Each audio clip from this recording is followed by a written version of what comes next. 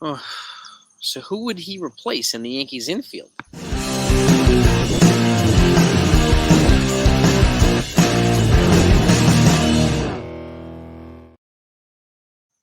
Everybody. So we are hopefully recovering from the Yankees' dick punch loss to the Chicago White Sox last night, and we need them to rebound and give them a taste of their own medicine tonight. That was an embarrassing loss yesterday, but there's 2 games left in the series. They can still win the series, so I'm not going to overreact just yet. Okay, I'm not going to overreact, period, anyway. But anyway, there's a player that was DFA'd by the Dodgers yesterday, Amed Rosario, that's drawing a lot of attention to Yankee fans, right? And a lot of fans are either in the comments or in last night's live stream saying the Yankees should pick him up, and so on, right? Let's go over Amed Rosario's stats here. Okay, now he was the guy who was also the Dodgers acquired a few weeks ago at the deadline.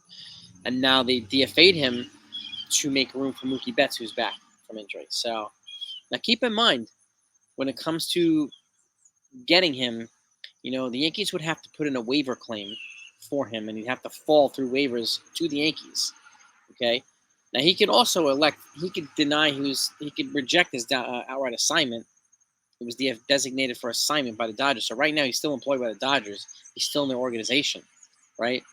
And he could reject that and become a free agent outright, in which case the Yankees wouldn't have to wait. They can put they can go out and sign him as a free agent. He's not on the 40-man roster for the Dodgers. I checked that this morning.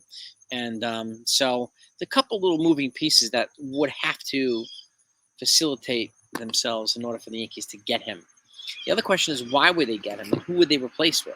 Who would they replace in the infield with him? Okay? You got, a couple of guys. Oswald Peraza sitting a cover off the ball right now.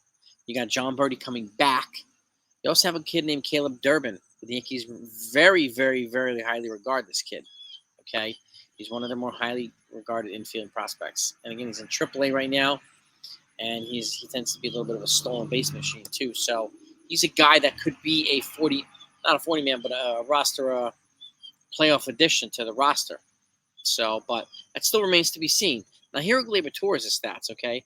He's batting .238. Amed Rosario's batting .305, by the way. 2 homers, 28 RBIs, 10 steals, and OPS is .746, okay? Gleyber's got more home runs. Right? He's batting .238, 10 homers, 45 RBIs, 4 steals, and a 664, OPS. So, he basically outperforms him in the home run category, but we don't need him to. Okay, Amed Rosario is a better defender, and he would more than likely be a better player on the bench for the Yankees. My gut tells me, and I could be wrong, but once John Birdie comes back, if he does come back, then Gleyber Torres might get put on waivers. I know they've been extremely loyal to him and so on and so forth. And look, I like Gleyber Torres, just like I like Anthony Rizzo, just like I like DJ LeMahieu. But I like the team better than any one individual player, okay? And if they want to put themselves in a position to win in the postseason, they're going to have to make these tough decisions, period. That's it, okay? So Gleyber Torres I think would be an expendable candidate. Now, Oswald Peraza, I mentioned this the other day, he's tearing the cover off the ball. Obviously, he's an elite defender, okay? And obviously, he's not hit like this. And I can't remember when he's hit like this, so I am guessing he's drawing attention, but maybe the reason why he's not up is because he's completely out of options. Meaning, the next time he comes up, it will be the last time up with the Yankees. Otherwise, they'd have to release him or trade him. Period. Okay? Or put him on release waivers and see if somebody picks him up. But they're not going to get anything of value back from him unless they trade him and try to get a prospect in return. Right? So, that's something to keep in mind. Durbin, I don't think, is on the 40-man yet. Peraza is. Okay? So there would have to be a roster move to happen in order to facilitate an Amed Rosario coming here. They've got John Birdie, I think, is on the 60-day IL, so he's not on the 40-man either. So he's another one, but there's no guarantee he's going to be back either. And if you want, somebody who can come in and contribute right now, Amed Rosario represents an option that they can add to the infield and improve the infield defense. So you let me know what your thoughts are, gang. And by the way, make sure that you subscribe to this channel if you haven't done that yet. Okay, we talk about this stuff all the time. Little things, medium things, big things when it comes to the Yankees, especially when it comes to the Yankees. So hit the notifications when you hit the subscribe button too. Trying to get to 25K subscribers by the end of the year. Your support is greatly appreciated and means the world, and I thank you for it. So, Amed Rosario, I mean, he again, he's still employed by the Dodgers. He would either have to pass through waivers and fall to the Yankees or deny his outright assignment and become a free agent. Okay? Those are the two options for the Yankees to get him. Okay? I don't think that unless they trade for him, which I don't know if they're going to do. So, but would he bring some more production probably to the infield? Yeah. And remember, he played with the Rays earlier this year, so he's familiar with the AL East. Okay? And I would rather have somebody come here and punish the Rays than have him go to Rays and punish the Yankees. So, Amed Rosario, one of those three guys would have to be moved, right? Either Gleyber Torres, Roswell Peraza, or Caleb Durbin. And they can keep Durbin down. He's not the 40-man yet. They can bring Rosario up. But when they bring Rosario up, somebody's going to have to be taken off the 40-man. It's going to have to be one of the infielders on the 40-man. Peraza, Torres.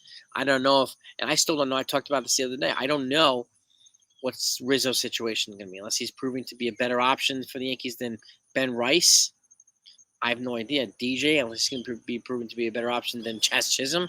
I doubt it. Chaz Chisholm's a little banged up right now. He's taking it day-to-day, but his x-rays came up negative yesterday, which is a good thing, okay, for his elbow. So that's a good sign for Chisholm, right? But the subject of the day right now is Amed Rosario. What would the Yankees have to do to bring him here? And would you like for him to be brought here by the Yankees? Do you think it would be an upgrade? And if they do bring him in, would he make the postseason roster? I think everything is going to revolve around right now is who's going to make the postseason roster, who's not going to make the postseason, right?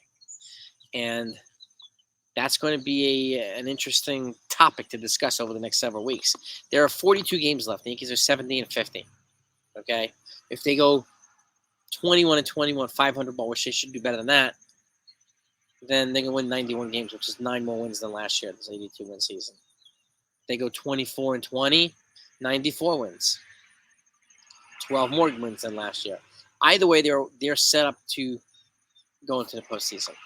Okay, they have to finish it the rest of the way, obviously, but they are set up much better than they were last year to get to the postseason.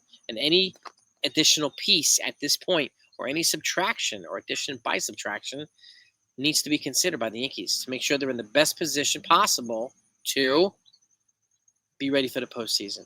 If Amed Rosario is a piece that some folks feel, especially the Yankees brass feel, would be a better option, then yeah, you move on from Gleyber Torres if you need to. It's too late. He's not going to get a qualifying offer. He hasn't done enough to justify one, right? And what are you going to do? I'd rather have somebody in here who's got a more balanced profile offensively and defensively. Right now, Amed Rosario does with Gleyber Torres. And again, there's no guarantee that we'll have John Birdie back at 100% right now. He'll be back next year, yes. But this year, don't know yet. So we're still basing it on estimates, right? So, but at the end of the day, I want the most reliable, consistent infield that we can possibly get. And when a guy like this becomes available, it has to be considered by the Yankees. Okay? And you let me know what your thoughts are, whether you agree or disagree and so on. I have no problem with an Amed Rosario. Okay? Again, it's a solid defender. Not a flashy hitter, but we don't need a flashy hitter.